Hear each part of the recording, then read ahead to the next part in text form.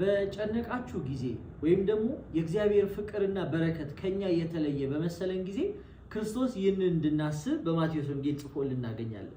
በጣም የሚገርም ቃል ስለሆነ እንድታነቡት ከልብ በክርስቶስ ፍቅር እመክራለሁ።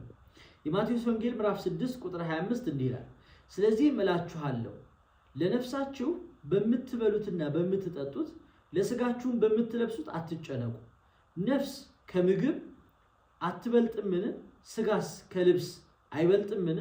የማይዘሩና የማያጭዱ በጎተራም የማይሰበስቡ የሰማይ ወፎችን ተመልከቱ፣ ሰማያዊ አባታችሁም ይመግባቸዋል። እናንተ ከእነርሱ እጅግ ትበልጡ የለምን? ከእናንተ ተጨንቆ በቁመቱ ላይ አንድ ክንድ መጨመር የሚችል ማን ነው? ስለ ልብስስ ለምን ትጨነቃላችሁ? የምድረ በዳ አበቦች እንዴት እንደሚያድጉ እዩ። አይደክሙ አይፈትሉምም። ነገር ግን እላችኋለሁ ሰለሞንስ እንኳን በዚያ ሁሉ ክብሩ ከእነዚህ እንዳንዱ አልለበሰም። እግዚአብሔር ግን ዛሬ ያለውን ነገም ወደ እሳት ምድጃ የሚጣለውን የምድረ በዳ ሳር እነሆ እንደዚህ የሚያለብሰው ከሆነ እናንተ ሃይማኖት የጎደላችሁ እናንተንማ ይልቁን እንዴት አይወዳችሁ? እንግዲህ ምን እንበላለን፣ ምንስ እንጠጣለን፣ ምንስ እንለብሳለን ብላችሁ አትጨነቁ። ይህን ሁሉ አሕዛብ ይሹታል።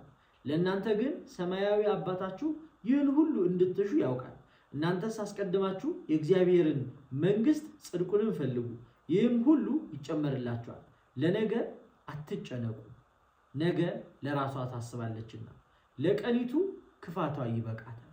እግዚአብሔር የዛሬን ይባርክልናልና ሁሉ ነገራችንን ለእግዚአብሔር ብቻ ከሰጠን እግዚአብሔር የሚያስፈልገንን ከኛ የበለጠ ያውቃል። እግዚአብሔር ይቀበል። የእግዚአብሔር ፍቅር አብዝቶ እንዲኖርልን እንፈልጋለን። የእግዚአብሔር ፍቅር በልባችን ውስጥ አብዝቶ እንዲኖር እንፈልጋለን። እግዚአብሔርን ከልባችን እንደ አባት እቅፍ አድርገን ማውራት እንፈልጋለን። እንግዲያውስ ይችን አንድ ቃል ብቻ በየቀኑ ከልብ ሆነን እንበላት። እግዚአብሔር ወደኛ በፍጥነት ይቀርባል። መዝሙረ ዳዊት መዝሙር 118 ቁጥር 94 ላይ እጅግ የሚያራራ ቃል አለ። ምን እንደሚል ታውቃላችሁ? እኔ የአንተ ነኝ። ለእግዚአብሔር ይህችን ቃል ብቻ ማለት ልዩ ፍቅርን ያሳድራል።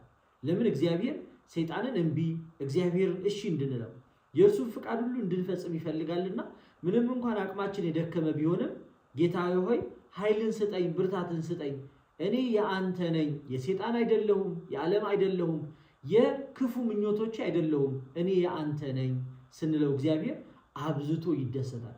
እኛንም ለመርዳት አብዝቶ ይፈጥናል።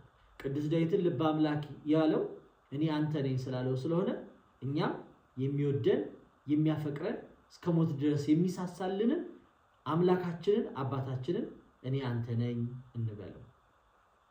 በየቀኑ ይህችን ቃል እንዳንረሳ። ይህን የሚመስል መንፈሳዊ ትምህርቶች ለማግኘት ይህን አካውንታችንን ፎሎ ማድረግ እንዳትረሱ። አመሰግናለሁ።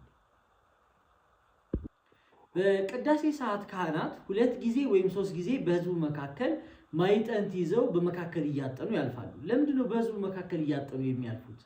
የመጀመሪያው ምክንያት ካህኑ አሮን ወይም ደግሞ በክህነቱ የምናውቀው የሙሴ ወንድም አሮን ህዝቡ ወይም ህዝበ እስራኤል በታመመ ጊዜ እግዚአብሔር በሰጠው ቃል ኪዳን መሰረት ማዕጠንቱን ይዞ ዕጣኑንም አድርጎ በታመሙት ሰዎች መካከል ማዕጠንቱን እየጸለየ ያጥናቸው ነበር።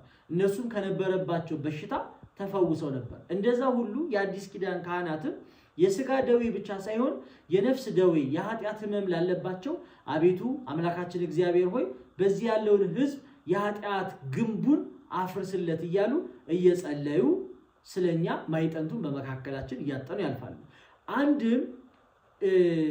አንድም የሙሴ ተከታይ የነበረው ኢያሱ የኢያሪኮን ግንብ እንዴት ድል መንሳትና ማፍረስ እንዳለበት እግዚአብሔር ሲነግረው ካህናቱን ማዕጠንት ይዘው እንዲሁም ደግሞ ቀንደ መለከትን ይዘው 7 ቀንደ መለከት ይዘው በመካከላቸው በዙሪያ የኢያሪኮን ግንብ እንዲዞሩና በ7 መለከት ድምፅ እንዲያሰሙ ህዝቡም አንድ ላይ እንዲጮሁ በዛም በእልልታ በታላቅ እልልታ የኢያሪኮ ግንብ እንደምትፈርስ እንዲሁም ማዕጠንቱን ካህናቱን ይዘው ታቦቱን ይዘው መሄዳቸው ምሳሌ ስለሆነ ካህናት ሲጸልዩ በቅዳሴ ሰዓት ምን ይላሉ? የኢያሪኮን ግንብ አምላካችን እግዚአብሔር ሆይ እንዳፈረስ በዚህ መካከልም የሕዝቡን የኃጢአት ግንብ አፍርስላቸው እያሉ በሕዝቡ መካከል ማይጠንቱን እያጠኑ ይጸልያሉ ማለት ነው። ይህን ያውቁ ኖራል። ይህንን የሚመስል አጫጭር መልእክቶች ለማግኘት ይህን አካውንታችንን ፎሎ ማድረግ እንዳትረሱ። እናመሰግናለን። ዲያቆናትና ካህናት በቅዳሴ ሰዓት ላይ መጽሐፍትን በሚያነቡበት ጊዜ በአራቱም አቅጣጫ አትሮንሱን ወይም ደግሞ መጽሐፉ የሚቀመጥበትን ሲያዞሩ እንመለከታለን። ይህ የሚሆንበት ምክንያት ምንድን ነው? ሚስጥርስ አለው ወይ ብላችሁ ከጠየቃችሁ አዎ በሚገባ ሚስጥር አለው። ይህ የሚሆንበት ምክንያት የመጀመሪያው ዲያቆን ወይም ሰራያው ዲያቆን ከ14ቱ መልእክታት የቅዱስ ጳውሎስ መልእክታት ብቻ መርጦ የሚያነብ ይሆናል። በሚያነብበት ጊዜ ወደ ምስራቅ ወይም ወደ ምዕመናን ዞሮ የሚያነብ ይሆናል። እሱ ከጨረሰ በኋላ ንፍቁ ዲያቆን ወይም ሁለተኛው ዲያቆን ደግሞ ወደ ሰሜን በማዞር አትሮንሱን ከሌሎቹ የሐዋርያት መልእክታት እንዲሁም ደግሞ የዮሐንስ ራእይ መካከል መርጦ የሚያነብ ይሆናል።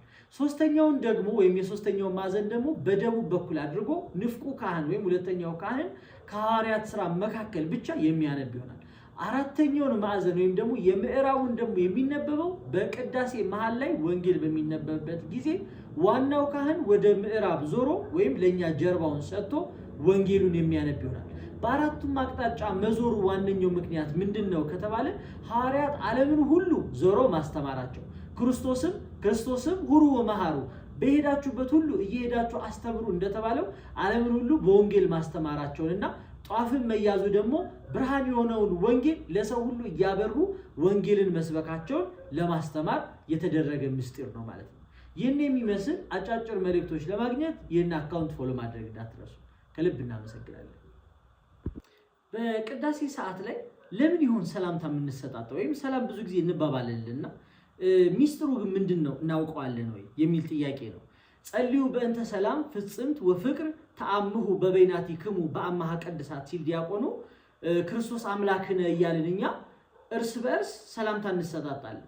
ይህ ምሳሌነቱ ምንድነው ወይም ደግሞ የታዘዘው ምንድነው ቢባል ስለ ሰላምና ስለ ፍቅር ጸልዩ ብሎ ዲያቆኑ ያዘዘው ስለሆነ እርስ በእርሳችን ፍቅርን መስበክን ሰላምታን መስበክን ለማሳየት እርስ በእርስ ሰላምታ እንሰጣጣለን። ነገር ግን ቤተክርስቲያን የደነገገችው በሥርዓት መጽሐፉም በቅዳሴ መጽሐፍም ላይ እንደተቀመጠው ሰላምታ መሰጣጠት ያለበት ሴት ከሴት ጋር ብቻ፣ ወንድም ከወንድ ጋር ብቻ፣ ካህናትም ከካህናት ጋር ብቻ ነው። ወንድ ከሴት ጋር ሰላምታ መሰጣጠት የለበትም። ለምን ቢባል ወንድ ከሴት ጋር ሰላምታ ቢሰጣት ቅዳሴ መሃል ላይ እንደው የምታምር ሴት እንኳን ቢያይ ከቅዳሴው ተመስጦ እረስቶት ከዛ በኋላ ያችን ሴት ልይ አለች የለችም እያለ ሐሳቡ ሊሰራረቅ ስለሚችል ወደ ሌላ ወደ ክፉ ሐሳብም ሊወስድ ስለሚችል ወንድ ከወንድ ጋር ሴት ከሴት ጋር ካህናት ከካህናት ጋር ሰላምታ እንዲሰጣጡ ቤተክርስቲያናችን ታዛለች ማለት ነው። ይህን የሚመስል አጫጭር መልእክቶች ለማግኘት ይህን አካውንታችንን ፎሎ ማድረግ እንዳትረሱ። ከልብ እናመሰግናለን።